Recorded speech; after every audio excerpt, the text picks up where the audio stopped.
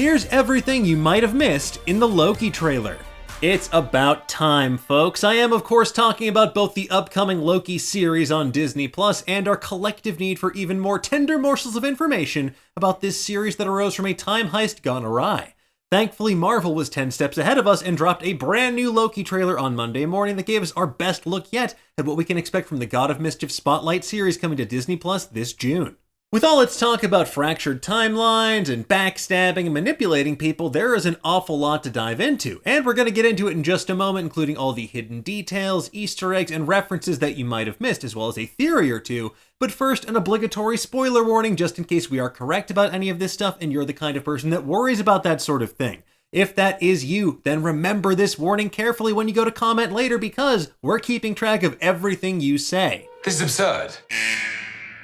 As we've seen time and time again, being the God of Mischief often comes with some unintended consequences, from being used like a rag doll by the Hulk to falling for 30 minutes straight to getting an unexpected chiropractic adjustment from Thanos. Loki's had a rough go of things in the MCU, but now he's facing his toughest opponent yet, bureaucracy. This Loki variant, as he's called in the trailer, is straight out of 2012's Avengers, and that means that he is peak evil. But now he's going to be working as an agent of the Time Variance Authority to help undo the damage he's done to the timeline of the Marvel Cinematic Universe.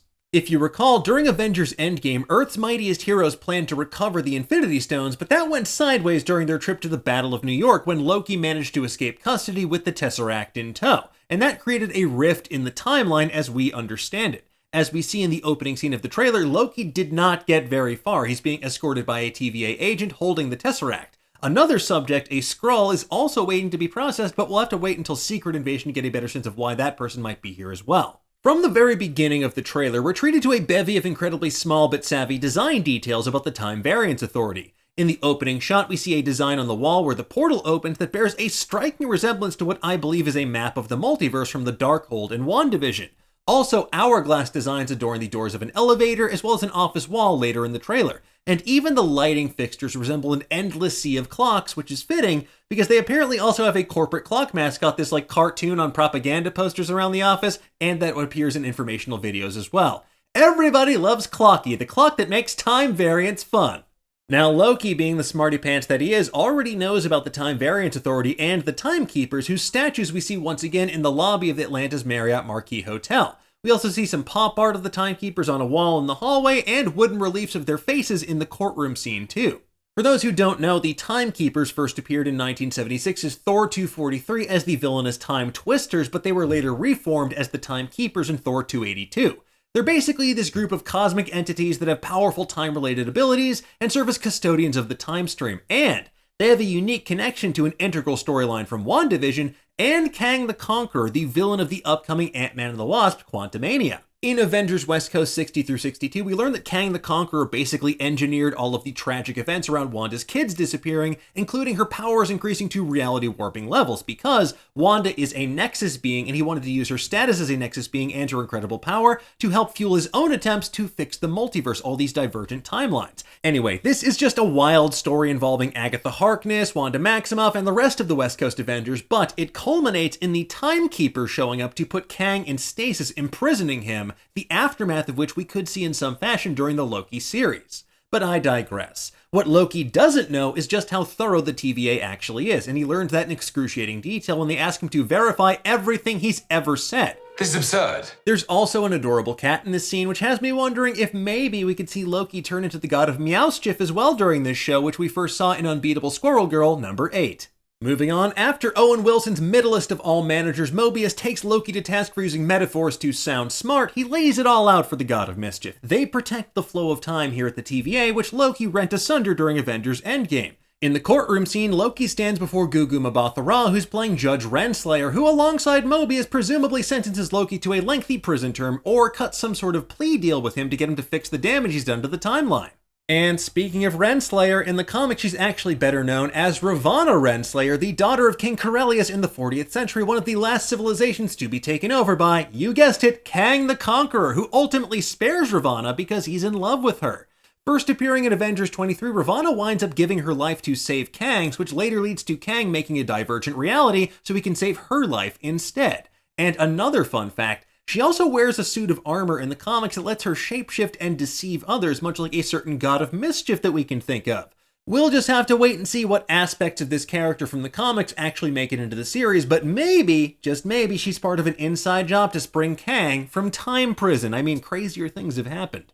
We see the TVA's chrono monitors hard at work keeping tabs on the time stream of the Marvel Cinematic Universe, and as Mobius succinctly explains, when Loki disappeared with the Tesseract, kind of like how the Ancient One explained it to Bruce Banner during Endgame, many alternate timelines and parallel realities began to branch off of that main reality of the Marvel Cinematic Universe, and that lays the groundwork for the multiverse to come in Doctor Strange and the Multiverse of Madness, which Loki showrunner Michael Waldron is also writing, so it makes sense why they would seed that here.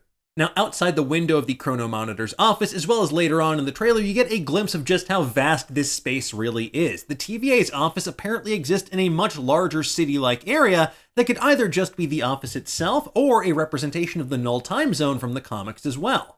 On Loki's apparent first mission with the TVA, he heads to a Renaissance fair with Mobius and a couple of agents, and Loki is wearing a jacket labeled Variant, which I guess is to let everybody know that he's not, in fact, the Prime Loki, but rather a variant from a divergent timeline made during Endgame. And while Loki doesn't have a weapon per se, he's no longer wearing his inhibitor collar that prevents him from using his magic abilities. And as we see later on in the trailer, this mission at the Ren Fair is significant because it brings them into contact with a mysterious hooded figure that seems to be monitoring their every move. And that person even drags a TVA guard through a portal and disappears. The popular working theory is that this is Sophia DiMartino as Lady Loki, another Loki variant from elsewhere in the time stream, or maybe even the Enchantress. Given that we see two TVA agents, including one played by Hellboy and Utopia star Sasha Lane, laying the smackdown on each other, my best guess is that this hooded figure disguised themselves as a member of the TVA, or they have a mole on the inside. But considering that we see this same hooded figure beating up guards inside the Time Variance Authority, something is definitely rotten here, and Loki is caught in the middle of it. Later on in the trailer, we see Loki sitting on what at first blush appears to be Vormir in a rock quarry alongside a person that bears a striking resemblance to Black Widow, but unfortunately for people hoping for more Mir of Vormir, this is not the Soul Stone's resting place. Rather, it seems to be another alternate timeline where Earth is getting Majora's masked by a moon that is way too close and raining down chunks of space rock on Loki and this mystery person. Now, this person is almost definitely Sophia DiMartino, lending further credence to the idea that she's either Lady Loki or maybe another spellcaster, as I mentioned, the Enchantress. Now, if you look closely, she has a sword by her side during that scene, but later on in the trailer, when Loki's standing before a temple door, he has the sword. So my best guess is that they will team up in some capacity, or they'll team up before ultimately facing off to see which god is more mischievous, because after Loki wanders through the halls of that mysterious black marble building covered in fractures, we also see the hooded figure doing some sick flips in a nice-looking library in the same building. We get even more glimpses of the assault on the Roxcart store, the Walmart-esque superstore owned by Marvel's Roxxon Corporation, and while the first trailer featured quite a few fight scenes in this location, this one shows the aftermath of the mission, which is Loki escaping through a portal, going rogue, and leaving Mobius and the TVA behind. So it sounds like Loki didn't exactly keep his cafeteria backstabbing promise after all. Why never do it again? We see another glimpse of this ruined version of New York City, which originally we theorized was New York following the Chitauri invasion, which the Avengers failed to stop in this timeline, but the presence of the remodeled Stark Tower has us wondering if this is a glimpse at what the world would have been like if someone like Ultron won instead. Regardless, it's almost definitely some universe where Earth's mightiest heroes did not earn their victory shawarma.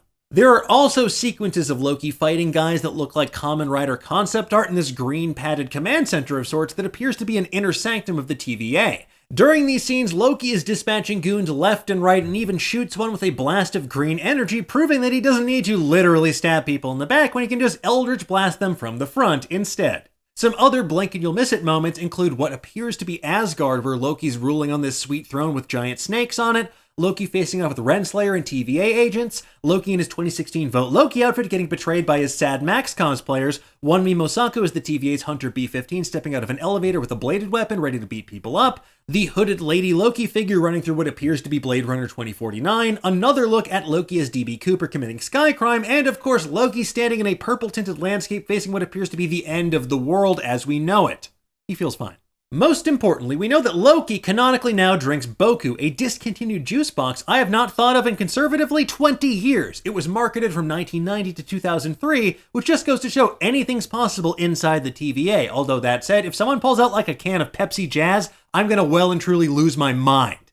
Anyway, folks, that's everything we spotted in the latest Loki trailer, and we have plenty of questions, especially about that hooded figure and Judge Renslayer's true motivations, but we'll find out exactly what's happening come June 11th when the series premieres on Disney+. In the meantime, we have plenty of deep dives, theories, and other explorations of the Marvel Cinematic Universe just waiting for you over on Nerdist. But first, folks, tell us, what did you think of this trailer? Did you spot anything that we missed? And what do you think this series will mean for the multiverse? Let us know in the comments below, and for the latest and greatest in the world of pop culture, stay tuned to Nerdist.com.